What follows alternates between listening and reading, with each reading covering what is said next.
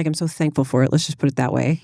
Sex is more fun and enjoyable. Yes. Do not take my testosterone away. Yeah, exactly. I will die with a testosterone pellet in my butt. Me too.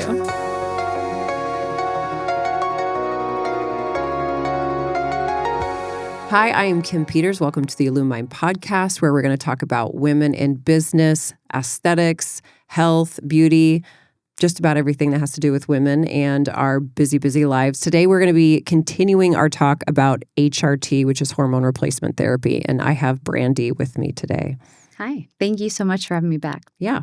Hey, sorry to interrupt. If you or someone you know is interested in building your confidence and feeling like your best self, both inside and out, I encourage you to visit Horizon Med Spa and Wellness in Kansas City. We have 2 locations in Shawnee and near the Kansas City Plaza. We offer so many different things. If you would like to check us out, go to horizonmedspaandwellness.com, or you can see us on Instagram at horizon_medspa_wellness. And now back to the show. All right, we are back, and I have brought Brandy with me. I love Brandy's brain, and I want to talk about estrogen specifically because even from my perspective, my view of estrogen was, hey, that, sloughs off, stops, your ovaries stop producing estrogen at a certain point, which we call menopause.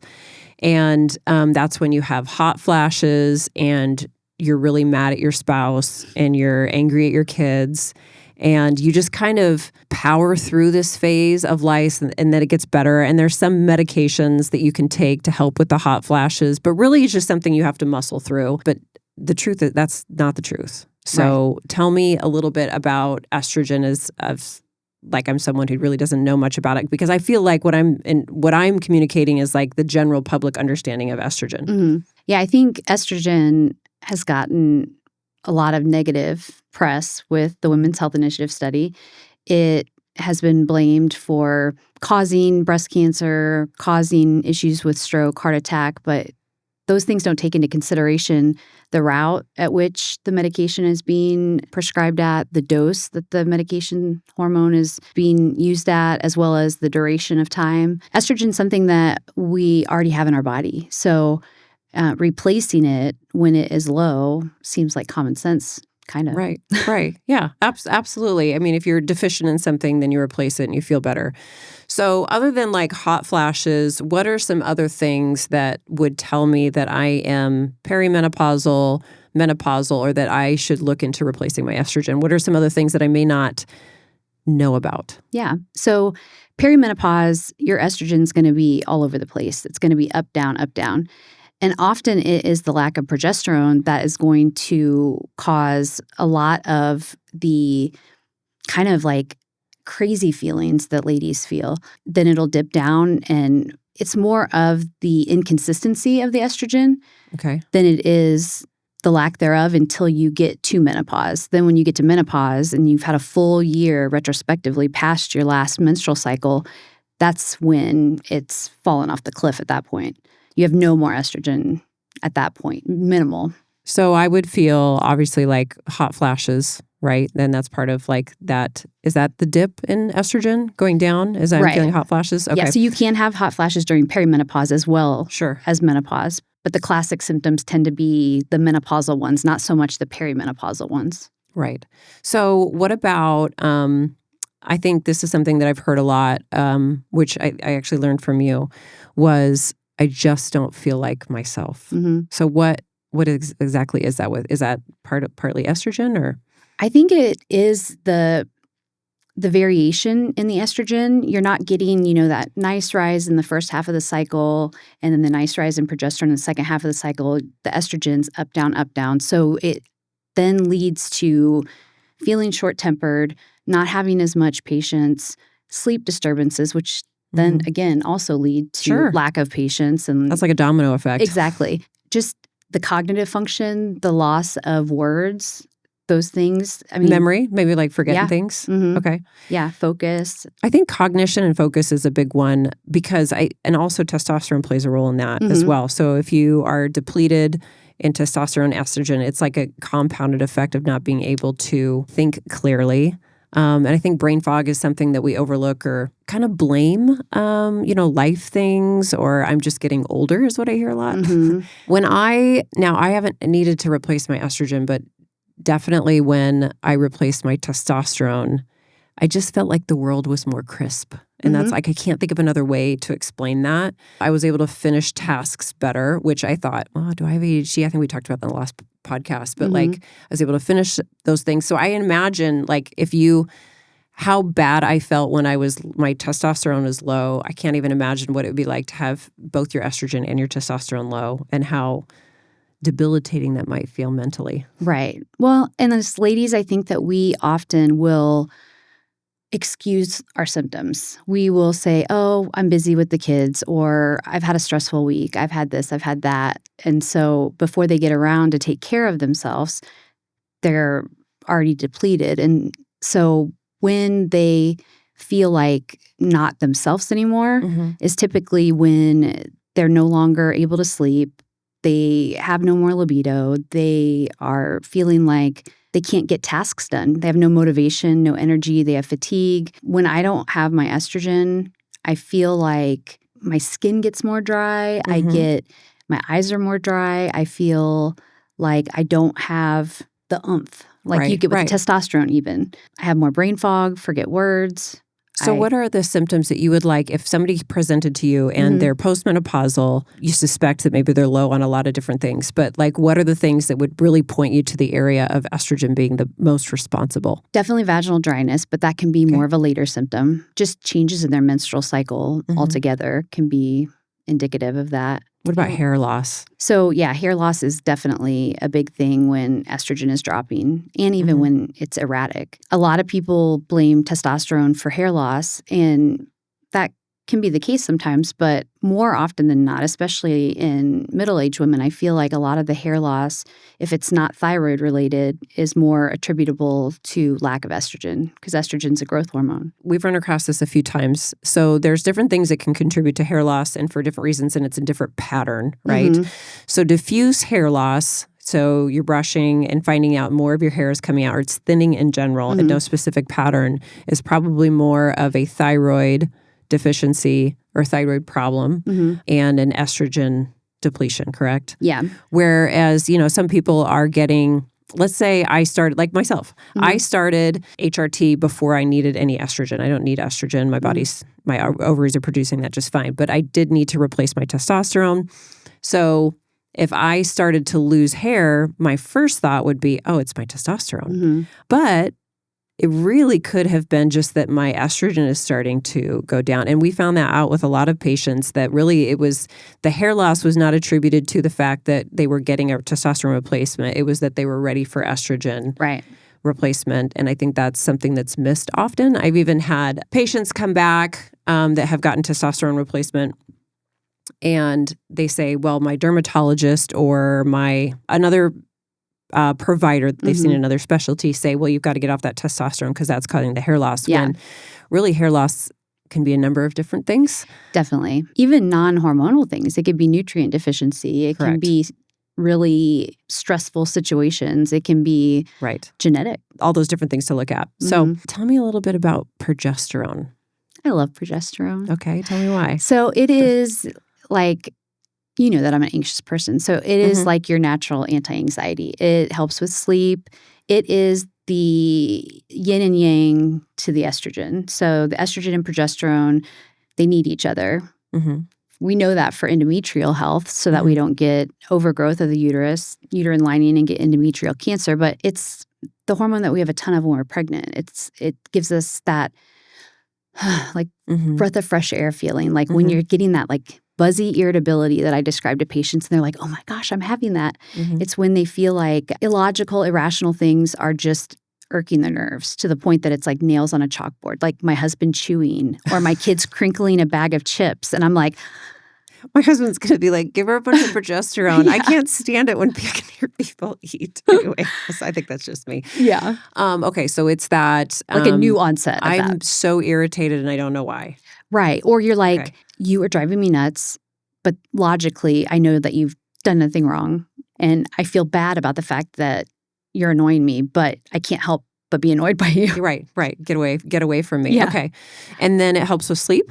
Yeah, definitely. That's one of the first things I feel like women notice improvements in. It kicks in the fastest, as well as that being such a common early complaint during perimenopause. So do you have to be on estrogen replacement to get progesterone? No. Does progesterone benefit people the same way, even if you don't need to replace your estrogen?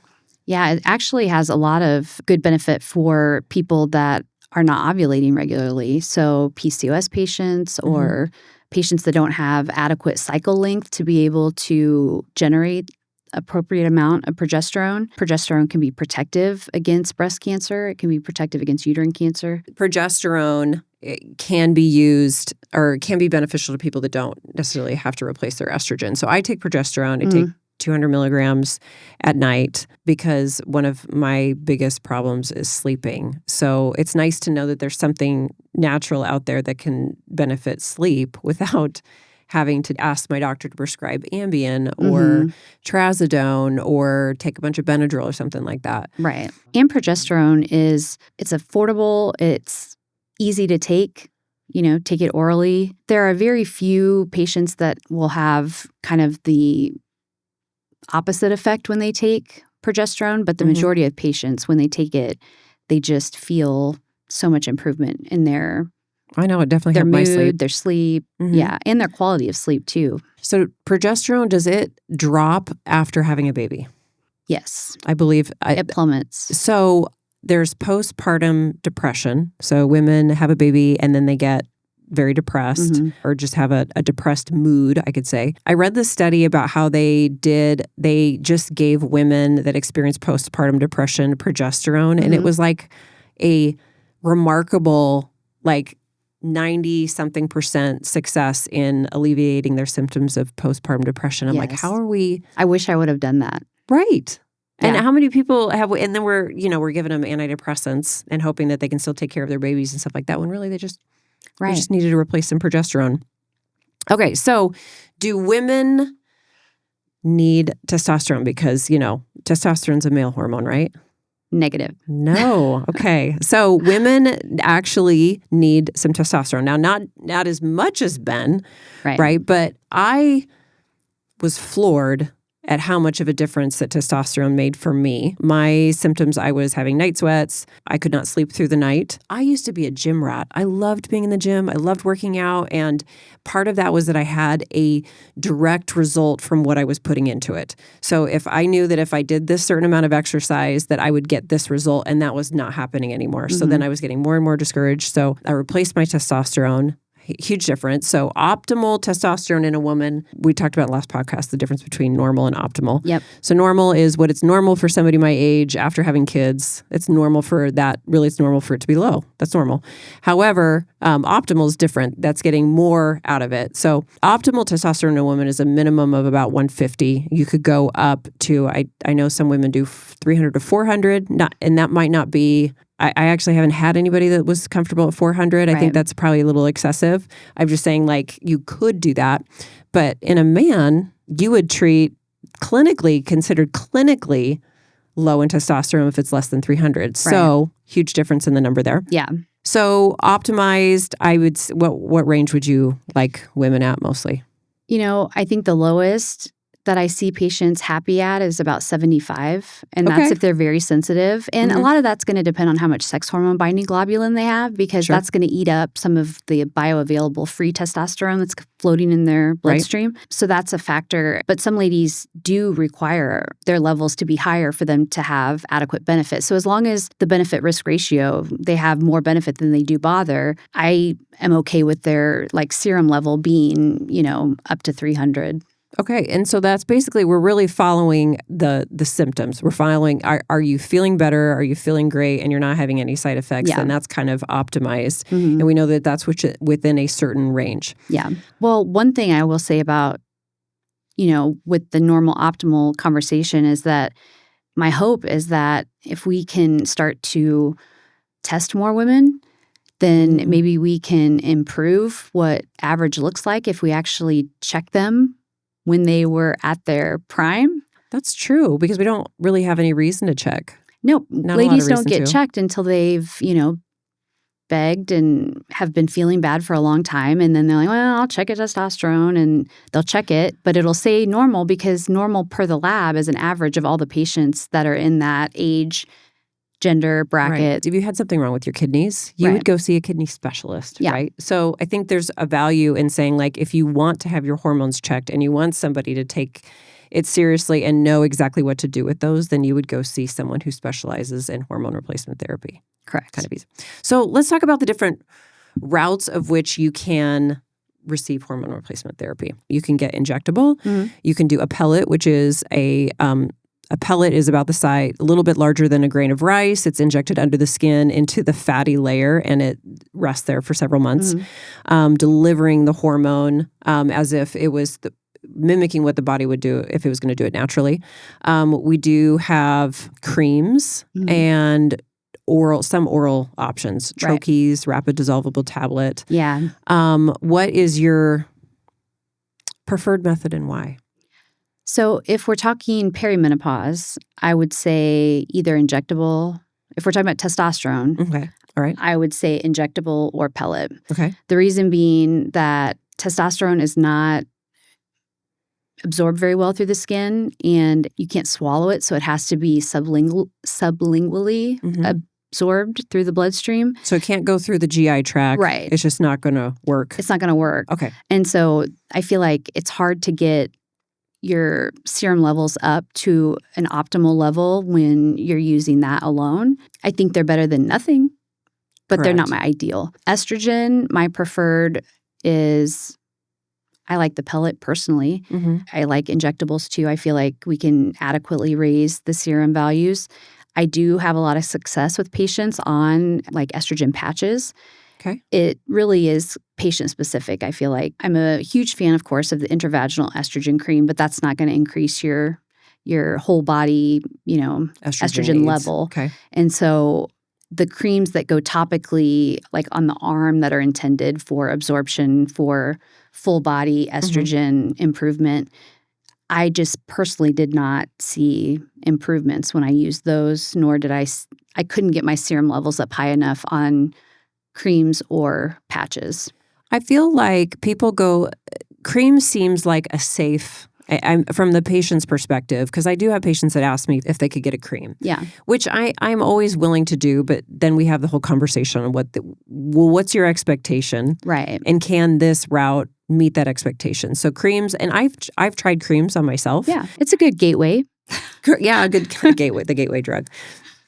Creams will there's a lot of factors that go into it, right? So the pharmacy can deliver something that has like a pump at a certain click so that it's distributing the same amount of medication each time when you click it if it's a pump. However, I think that's hard to be accurate on. And then when you rub it on, so let's say you rub it on your arm or the back of your knee is what I've been told, or in the vaginal area, you don't know how much of it was left on the skin versus how much it was on your hand, and then you washed it off. Right. And then how soon did you put on clothes, and did some of that get absorbed into the clothes or into your bed sheets, or did you touch your partner, and did your partner get some of that? So there's a lot of child. Oh yeah, I didn't even think about that. Or a baby, like if you. So I have never really been able to figure out the serum thing. I've kind of just, to be honest with you, I've just told patients, I'm like, we're just going to, based on how you're feeling, more so than anything, because like, when do you check it? Do you check it like right after? You don't check it right after the cream, or how many hours after you put the cream on? Do you if you're checking a serum level, I mean, is there much value of when you check it? I don't think so, because you're just not going to absorb that much at once. Yeah. Them enough. And really, when we're doing labs, we are ensuring safety more than we are necessarily caring about hitting a mark. Got it. Yeah, that makes sense. Making sure it's safe rather than looking. It's not a certain particular number like, ooh, I've got to get you at 78 or something. It's the current symptom improvement that you are receiving, as well as any potential side effects, would be what we're really looking at. But then we're backing that up by ensuring that the labs haven't changed in a negative way from your baseline. Got it. So labs are a little bit hard to follow with creams. lot of variability there. And from my experience, I didn't really experience that much benefit from it that I was looking for. So, but patients like it because it's simple. They're not taking a pill. It's easy. They could stop it at any time. So I totally understand that. Am I willing to do it? Yes. But I let patients know that prepared to be a little bit disappointed at the outcome of that. Or I kind of like creams maybe for a patient who was unfortunately part of that Women's Health Initiative study, unable, love their hormones taken off of them, maybe want to get started on something, but I'm wanting to be as conservative as they are. And so a cream at least allows, Sure. Yeah. as long as we can get it, you know, high enough that it can improve their symptoms of bother. So I definitely like pellets the best. I feel like pellet therapy, it's like licking a lollipop. So it is just slowly delivering that hormone at the rate of which your body would do it if it was able to do it naturally. And there's not a lot of peak and trough, right? Yeah. It's just more of a steady state. The downside is people just don't like the idea of something being inserted into their body, which I totally understand. Or they're worried that if they don't like it, they can't take it out, which you can't. You can't take the pellet out. But in my experience, when you're starting somebody on hormone replacement therapy, you're starting at kind of a relatively moderate to low dose based on how they're feeling and how nervous they are about it. And often they come back and they're like, okay, I could use some more. I definitely felt a lot better. I'm really loving this relief that I'm getting and feeling good. I'd like a little bit more. And so I honestly, and knock on wood, I have not had anybody come to me and ask me if I could take a pellet out or can I reverse this, because I haven't had that problem yet. So I really like the pellets that we use, though. I think that makes a big difference. True. Because I've done pellets just in general before. And so the type of pellet matters too. So not only just the type of route, the type of pellet. So the pellets that we use have just a little bit of, just a trace amount of triamcinolone. And the benefit of that is it's anti-inflammatory, so that when we insert the pellet, let me back up and say what the risk is. So there is a possibility of pellet extrusion, and that is where we insert the pellets, but then the pellet comes back out. And that's just the body's natural waves. I don't recognize this.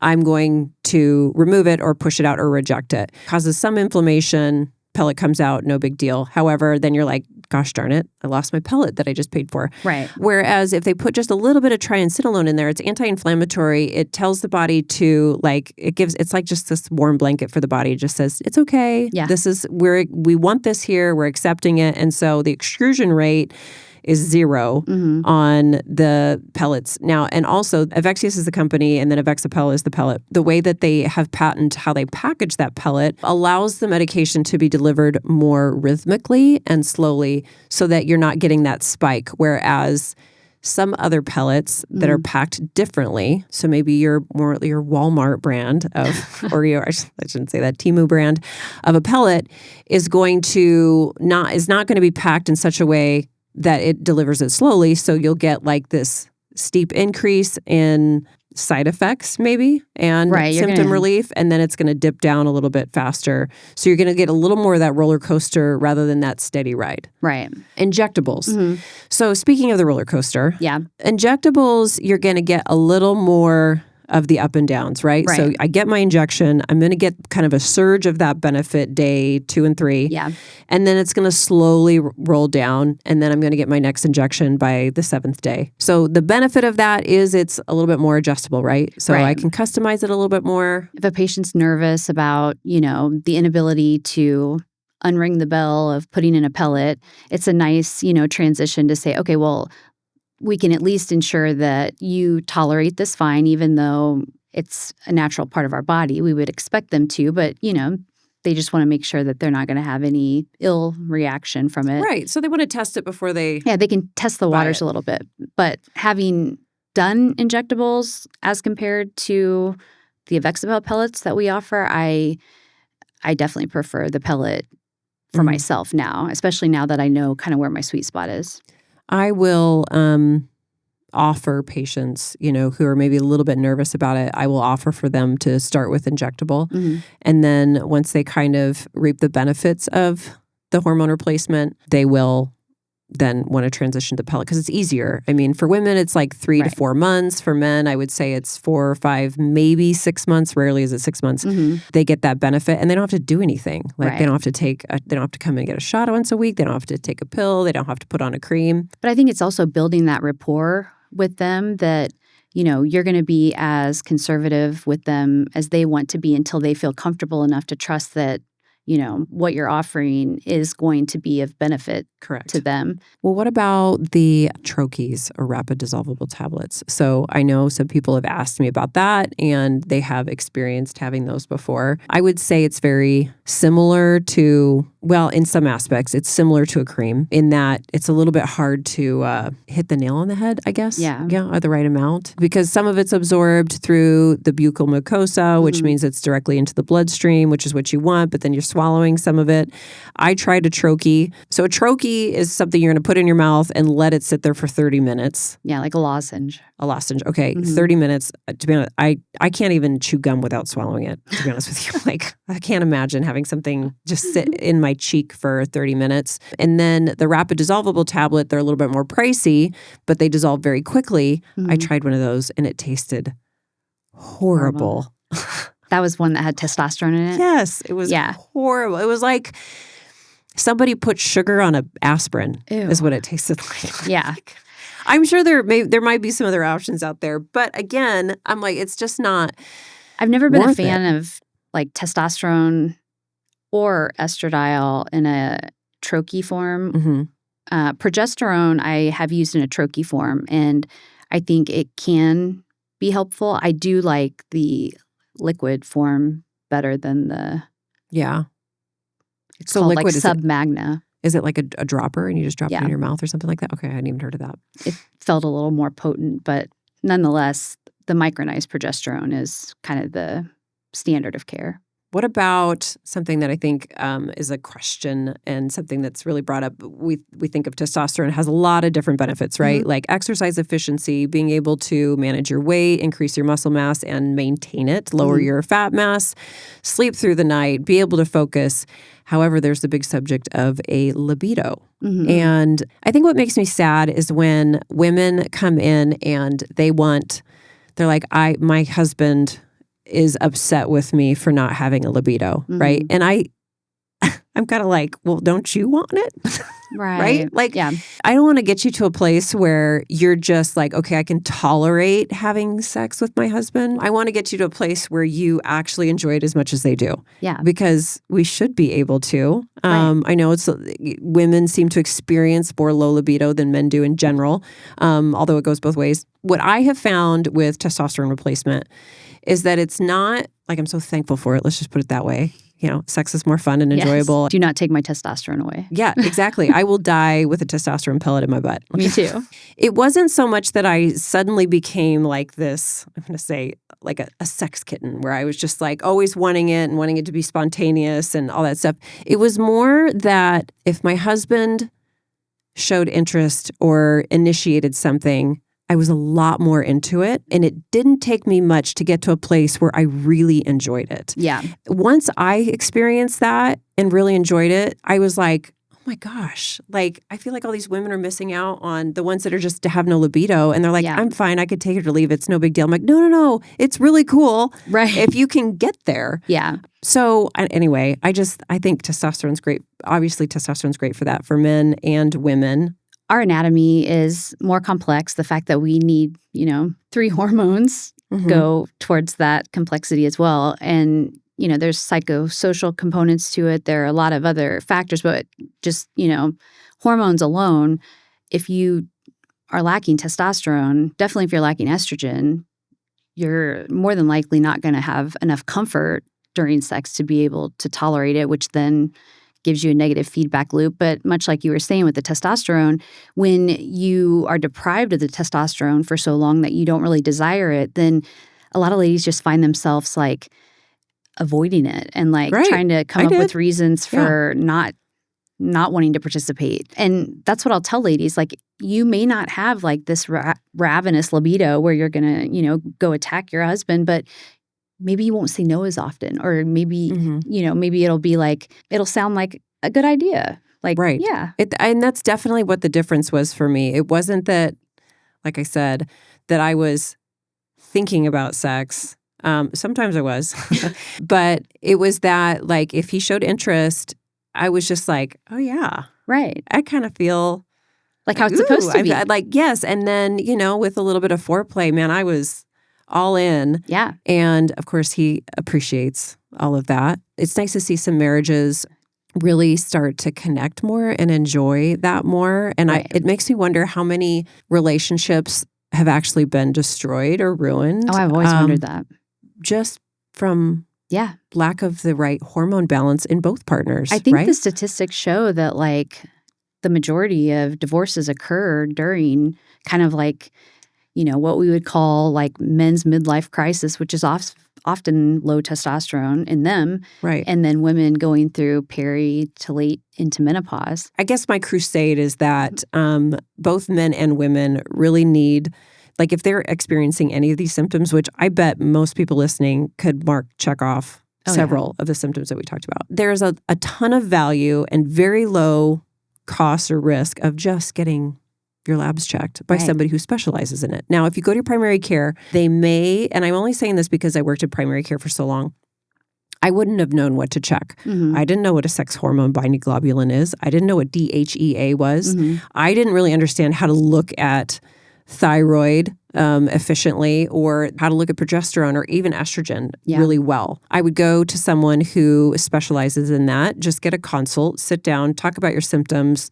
have them draw the labs, come back for a follow-up, and then it's just a discussion. Yeah. Right? It's not like, okay, we're going to sit on you and inject you with testosterone now because we think that's what you need. It's Unless really, I've made you so eager that you're like, give it to me. Yes, exactly. And oftentimes when we have that follow-up appointment, we initiate hormone therapy. I would say 99 times out of 100, we initiate therapy and to see them back. So I would encourage everybody, men and women, that if you're experiencing any of these symptoms, that you would just go get checked. Especially when you have so many symptoms that could be written off as something else, but you're like, what is going on with me? Like, why, like for guys, like, why do I not enjoy to play golf? And I've always loved golf. No like motivation. Apathetic, motivation, low mood. And then in women, it could be that irritability, the lack of sleep, and just feeling. Right. And so if you've got both people in a marriage that, for lack of a better term, feel like shit. Yeah. And are not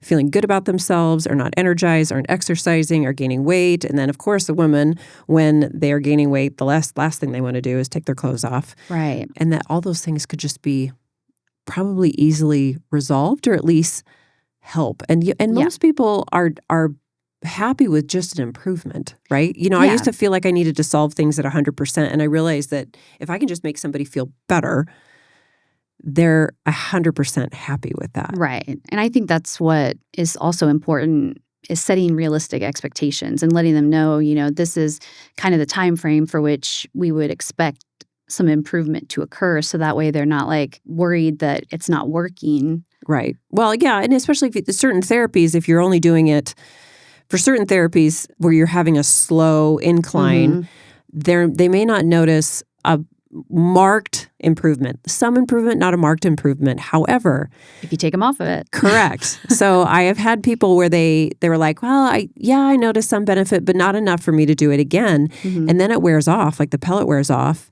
And I've had a couple patients, they're like, oh my gosh, I just can't they go back to the way they felt before they had the pellet, but they forgot what that was like. Oh, yeah. It's crazy how fast you can forget feeling that bad. Yes. Yeah. So that's why I'm always like so concerned about what your baseline symptoms are, because I'm going to give you that paper and we're going to go through it again. Right. Because that's a big reminder, because a lot of patients are like, if you ask them how you're feeling, yeah, I think I maybe have a little bit more energy. But then if you're like, okay, well, how are you sleeping? Oh, yeah, I'm sleeping pretty good. Have you had any more of those night sweats? No, none. Have you been able to work out? Do you feel like how's your exercise going? Yeah, I've been doing good with that. And I'm not as achy anymore. So then you start getting down that avenue where you're like, okay, well, Oh, yeah, it is making a difference. Yeah. For me, I thought I was getting sick when my pellet wore off the first time because the first pellet I did, I just kind of did like a lower dose than what was recommended just because I was a little bit nervous. You were dipping your toe in. Yeah, I was dipping my toe and it wore off and I thought I was getting sick that week. I was having night sweats back. I just felt shitty. Yeah. I felt really tired and my joints were aching. And all of a sudden I went, oh, wait. This is exactly how I felt before my pellet. Yeah. And of course and then I checked my lab and sure as shit, that's what it was. Anyway, so. Confidence is another thing. I think testosterone really, Oh, it's a I weird like way that. of putting it, but yeah. Like the ability to get stuff done. I think as ladies, sometimes we pride ourselves on like being able to multitask and do all these things. And we get really down on ourselves when we feel like we're not superwoman anymore. Right. And oftentimes, like, whenever my testosterone gets low, that's when I start to notice, like, everything feels overwhelming. Like, not as productive. Right. Like, oh, I have to make dinner again. Like, I have to take a shower. Yeah. I have to organize the schedule for everyone. So, yeah. I think that's a really good perspective that testosterone can give you confidence. Yeah. Not in a direct way. Not in a direct, like, I'm all of a sudden physically fit type. Right. You just feel much better. Yeah. Well, that is all we have time for today. So thank you, Brandy. Can you tell us where you're at? Where could we find you? So I'm at Horizon Med Spa and Wellness on the Plaza for 2 days out of the week and Shawnee for one of the days out of the week. If you'd like to see one of us at Horizon Med Spa and Wellness, you can go to the website, www.horizonmedspaandwellness.com, or you can go to our Instagram. It is horizon_medspa_wellness. You can also find me at Kimberly Losick NP. That is my Instagram. And that is all we have for this week. So thank you for joining us. Have a great day.